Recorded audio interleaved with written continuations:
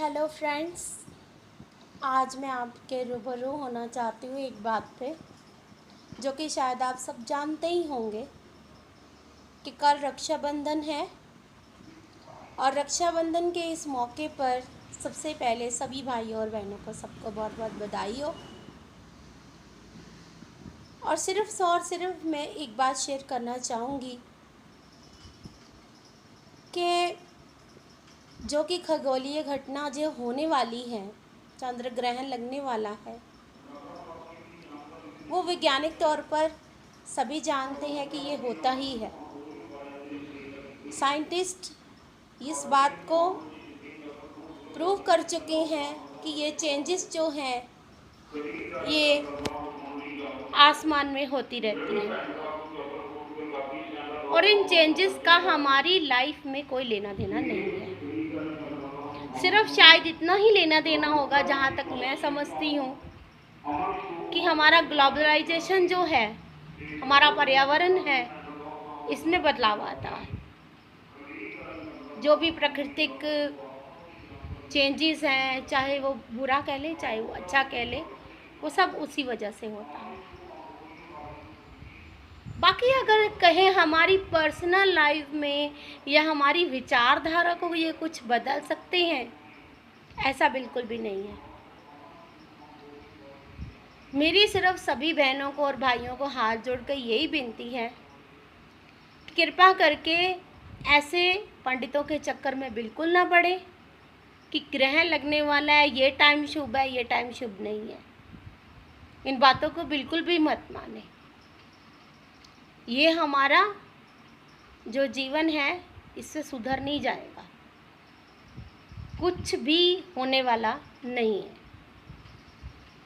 होने वाला तो जो होगा वो होगा ही। जो ब्रह्मांड में जो खगोलीय घटना है, जो वैज्ञानिक जो है, वो तो होकर ही रहेगा। इसमें ना हम आप बदल कुछ नहीं सकते हैं उसको। वो अपना उनका जो भी है चेंजेस वो रहती है। जैसे हमारे शरीर में भी उम्र के हिसाब से चेंजेस आती ही हैं। हम बीमार भी पड़ते हैं, हम खुश भी रहते हैं, हम दुखी भी रहते हैं। हमारे अपने अपने अपने सबका अपना अपना शरीर रहता है। कोई एक्सरसाइज कर सकता है, कोई नहीं कर सकता। तो ज़रूरी ये नहीं है कि जो नहीं करता वो आज तक पलंग पे ही पड़ा हुआ है, और जो कर रहा है वो हमेशा ठीक बहुत बढ़िया रह रहा है, बहुत घूम फिर रहा है। हर एक शरीर में कोई ना कोई चेंजेस आते हैं जिस तरह से, और इस तरह से ब्रह्मांड में भी जो चेंजेस आते हैं वो आने ही हैं। तो इसे पर्सनली बिल्कुल मत लें। ये पंडित जो हैं ये सभी अपना अपना दुकान चलाते हैं, इन्हें चलाने दीजिए, जो कहते कहने दीजिए। हम जैसे पढ़े लिखों को इनकी बातों में बिल्कुल नहीं आना चाहिए। और इस विश्वास को हमेशा बनाए रखें कि आपके भाई बहन के प्यार को कोई भी कुछ नहीं बिगाड़ सकता, जब तक हमारे ऊपर माँ बाप का आशीर्वाद है। सबसे पहले वो भगवान है हमारे लिए, इसलिए उनका आशीर्वाद माने, और फिर गुरुओं का, और इसके बाद भगवान जी का भी आशीर्वाद मान के चले। तो सृष्टि में ये तीन चीज़ें ही हमारे लिए इम्पोर्टेंट रखती हैं, ना कि ये पंडित। ये तो कहेंगे कि आप इस दिशा में खाना खाना छोड़ दें, इस दिशा में सोना छोड़ दें, इस दिशा में बैठना सोचना छोड़ दें, ये करना छोड़ दें। तो बहनों और भाइयों, हम कौन कौन सी चीज़ें छोड़ेंगे और कौन कौन सी नहीं छोड़ेंगे, ये बहुत बहुत घटिया स्तर आ जाता है। इसीलिए सबको मैं हाथ जोड़कर यही विनती करती हूँ, अपने मन से, अपनी प्यार की भावना से पूरी तरह से भगवान का आशीर्वाद लेते हुए इस त्यौहार को खूब अच्छे से मनाइए। किसी भी घड़ी का, किसी भी समय का इंतज़ार मत कीजिए।